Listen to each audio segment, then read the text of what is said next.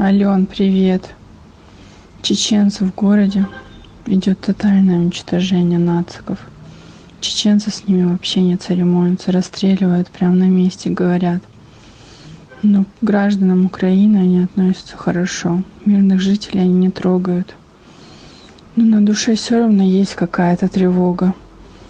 Скорее бы все это закончилось. А наше правительство уехало в Польшу. Как же все достало. Не переживайте. Дай Бог, скоро увидимся. Ой, Оль, привет. Да, не успела же выехать никуда. Я в Киеве дома. Сейчас российские здесь у нас.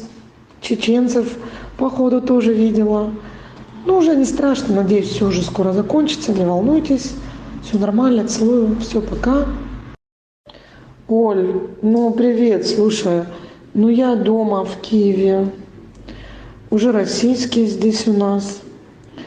Да, кстати, слушай, чеченцев тоже, по-моему, походу видела. Ну, уже не страшно, надеюсь, все закончится скоро. Все нормально, не переживай. Все нормально у нас, давай, пока, целую. Артем, ну мы вот собираемся выехать в Россию. Автобусы прибыли. Мы до конца надеялись, что наша власть украинская нас укроет от этих бомб, но по факту бросили. А здесь ходят эти чечены бородатые, но они мирных не трогают, националистов убивают. И русские почти захватили весь Киев, здесь везде их флаги висят. Здесь ужас, что творится. Повыпускали с зоны этих бандитов. Я не знаю, о чем наши власти думали. Теперь они сами